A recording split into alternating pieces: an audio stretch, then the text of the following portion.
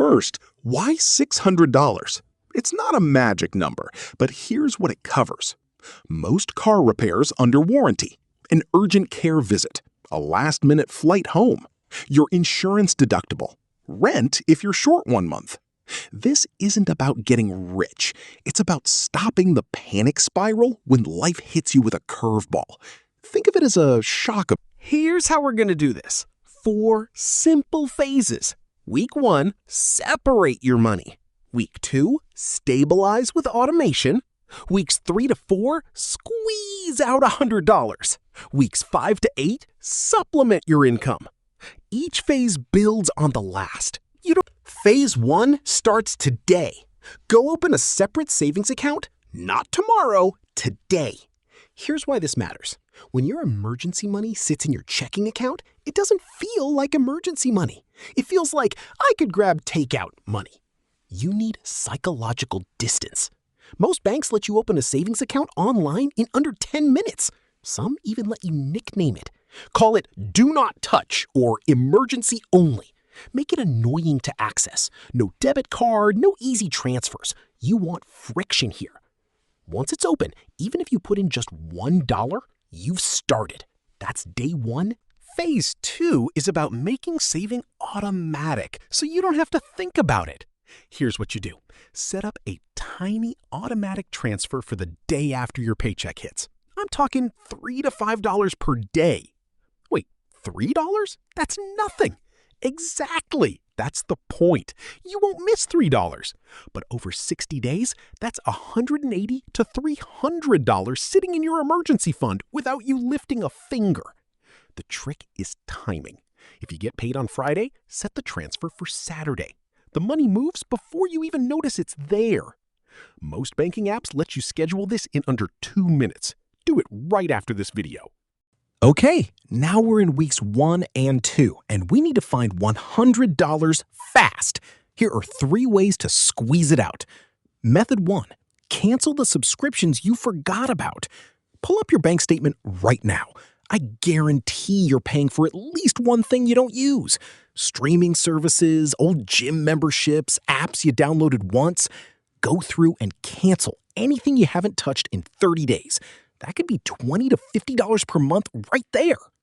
Method 2, the 48-hour rule.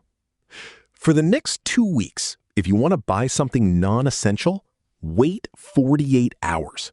Put it in your cart, walk away, and come back in 2 days. Half the time, you'll forget about it. The other half, you'll realize you don't actually need it. The money you save? Straight into the emergency fund. Method 3, audit your spending. Look at the last 30 days and divide every purchase into 3 buckets. Must-have, rent, groceries, medicine.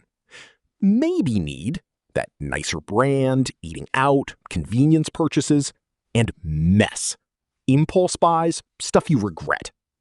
Your goal is to cut the maybe and mess categories by 50% for 2 weeks. That's your $100. By week 3, we're switching strategies. Now we're going to find extra money coming in, not just cut what's going out. Here are 5 realistic ways to bring in extra cash in the next month. 1, ask for overtime at your current job. 1 extra shift per week could be $200 plus per month. 2, sell stuff you don't use. Check your closet, garage, storage, old electronics, clothes, furniture, listed on Facebook Marketplace or OfferUp. You'd be surprised what people will buy. 3, take a weekend gig. Food delivery, dog walking, tutoring, babysitting, even Toast Saturdays of work adds up. 4, negotiate your bills. Call your car insurance, phone provider, internet company. Say you're shopping around. Half the time, they'll lower your rate just to keep you. That's free money. 5, do a one-time freelance project. Can you design, write, edit videos, organize, clean? Someone needs that skill. Check Nextdoor or local Facebook groups. You don't need to do all 5. Pick one that fits your schedule and commit to it for 3 weeks. All right, you're saving money automatically, you've squeezed out some extra cash, and you're bringing in side income. Here's how to make sure this actually works. Rule 1, Define what an emergency actually is. This fund is only for true crises. Medical emergencies, car breaks down and you need it for work, urgent home repairs, job loss. It is not for a sale on something you want, a bad day where you deserve takeout, a friend's birthday trip. Write down your emergency definition and stick it to your bathroom mirror. Rule 2, if you use it, replenish it first. Let's say your tire blows and you spend $150 from your fund. That sucks, but this is exactly why the fund exists. Your next goal, before anything else, is to get that $150 back. Don't start saving for a vacation or a new phone until your emergency fund is whole again. Rule 3, reduce decision fatigue with simple meals. For 60 days, eat the same 6 meals on rotation. I'm serious. When you're trying to save money, the biggest leak is food.